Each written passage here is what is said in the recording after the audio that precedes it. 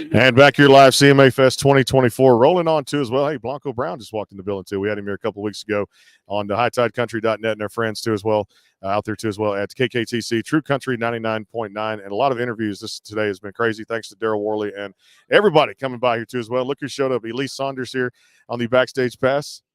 Hello, happy to co-host today. Dylan Gerard here with us too. He had to wait a little bit too, but I'm like, man, I'm sorry I had to wait with all this stuff going on. But I guess Daryl Worley walks in, you just make time, right? Yeah, hey, I didn't take any offense to it. I get it. How are you guys doing? CMA Fest good? Surviving. That's the. Hey, that's great. That's great. When we should go home and go to sleep, we're out doing stuff at nighttime and just I guess trailblazing or finding new things to get into. Broadway was crazy last night. No, I was telling somebody that like I've gotten to a point where I don't really go out a ton, and then this week comes along and you're just like, oh yeah, this is why I didn't really do it that much. You're kind of running on fumes sometimes, and it's only Friday. It's only Friday. We still got a few days left to get our stuff done too as well. Congratulations on your win last week, CMA Ontario New Female Vocalist of the Year. Yeah, happy to be here co-hosting for CMA Fest. It's wild times. Wild times, no doubt too. A lot to catch up on there too. CMA Ontario's new female vocalist. I came in just to see you. Well, I came in just to see you. Hey, talk about your week, what you got going on here too as well. A lot of cool things, and man, these meet and greets and playing on stages and just moving parts of everywhere. Yeah, I mean, it's one of my favorite things is just kind of to be here and just to see how it all works and like the backstage of it. You know, just walking around, meeting friends, seeing people that you don't get to see very often because they're out playing, and then everybody just kind of comes back here for this week, and it's fun to just see friends and just like to meet new people, to see people that you met last year and the year before. Yeah, and then tomorrow I'll travel down to Florida, play there for the weekend, and then come back up. So it's kind of a short CMA Fest for me, but yeah, just kind of hanging around, seeing friends. I'll play tonight and then that kind of stuff. Yeah, it's just I love it, man. It's what you signed up for. I knew when I signed up for it to be careful what you wish for, because you get everything you ask and then some. Music-wise, coming out here 2024, what you're most excited about too as well, and the songs, get new music into the fans' hands too at the same time, because I know musicians never rest on their laurels. Yeah, I mean, I've got stuff that I've been working on since 2020, and this year I'm gonna release 5 things just kind of back to back, and into June I'll do a music video for my latest single. And then July 4th is my next single, and it's called Chasing a Love Song. So if you follow along, you can see that July 4th. If you're grilling, if you're out on a boat, if you're down by the river, if you're just at the house, put it on, listen to it. It's a good little, summer song. And then, yeah, after that, just another one and another one and another one. And then hopefully by the end of the year, we'll have 5 songs out and moving on to stuff that have been recently written, and producing that out and playing it. And yeah, like you said, you keep writing, you keep doing stuff. And so, yeah, you just put it out when you can. But yes, I mean, that stuff's coming out July 4th, and then, following after that. So, hey, if you guys follow along, you'll see it. Congrats. And so excited to hear it. What's your process as a songwriter? Ooh, I think mostly it's just, I mean, sometimes it just kind of comes in different times. I'll listen to a song and like something pop in my head, or I'll be walking around, something pop in my head.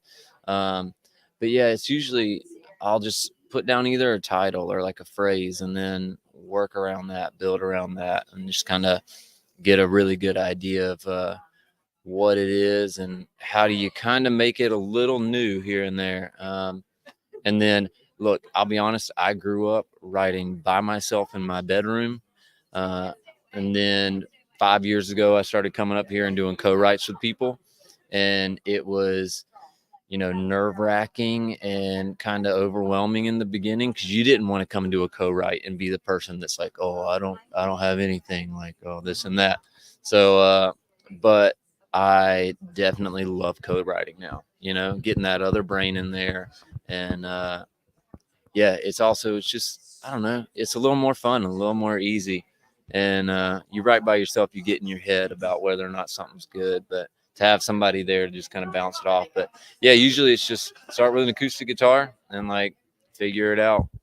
Some people do, like they'll build out a track and they'll write to that track and it's just looped. And that's I've done it a couple times, but I typically like to just sit down with the guitar, figure it out, let it change and evolve how it feels like it needs to, you know. I mean, you know, like writing songs. Yeah. Different ways to do it. And what are you most excited about for this summer festival season? I mean, mostly it's like it's releasing the new stuff. It's you write these things and they just kind of sit and you try and find that time and you just it's just like it's something, it's a part of you and you just want to put it out, you know.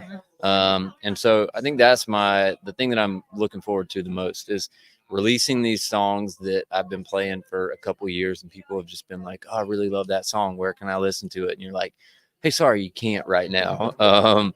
But yeah, I mean, I've sent links to the songs to people before because I'm like, they love it and they want to hear it. And I don't care if it's like, if they don't buy it, as long as they can just have it and listen to it. Cause like, that's what matters to me most, is like just being able to listen to it and enjoy it. Cause that's what I made it for. But yeah, just like releasing that music and just, letting people have it. And like, I don't know, having that engagement and that kind of like, it's just nice to write something and then you see it connect with people and it means a little more than, you know, it's just sitting in your back pocket. Getting it out there, staying key, and having good content, like you said, to have people just continually follow you and put out great music too as well. Hey, we lost a legend in Toby Keith recently too, with all the great things. I asked Daryl about that too a couple of weeks ago. But looking back, just the impact he made on country music for you, man, everybody was a fan. I'm sure you had to be too. Yeah, I mean, growing up, I think the first song I heard was "Should Have Been a Cowboy," and to this day, it's still like it's a part of my set. I love that song, and so many hits, so many great songs. And yeah, it's just like grew up listening to it in the car, driving from a small town. So anytime we wanted to do anything, we had to go 30 minutes. And so you listen to a lot of radio, you listen to a lot of, you know, CDs that your parents buy. And yeah, it's a part of you. And you hear a song and it takes you back to like that time when you were a kid and you were listening to it and you were loving it. And I mean, that's how I feel about, you know, Toby Keith and Brooks and Dunn and just all that stuff. Like, yeah, it's that thing that just transports you back. And yeah, just love it. But yeah, no, super, super sad. And yeah. Exciting times, no doubt. Well, I appreciate you being with us too. Give him a follow out there too. We'll be playing some music from Dylan Gerard too the next few weeks on KKTC True Country 99.9. Appreciate you being here. Thanks for kind of waiting it out too. And I tell you, it's a crazy time to be here on Media Row too. I went in the exhibit hall the other day. It was like Super Bowl of country music when you walk in. It was just, you see all the fanfare, the exhibits, everything out there too as well. This is a good spot, right? Great spot. It's the place to be. Place to be, Radio Row. More to come here too as well. More great shows coming up here in just a little bit. Stay tuned for more KKTC True Country 99.9 and our friends at HighTideCountry.net. More to come. CMA Fest 2024 rolls on.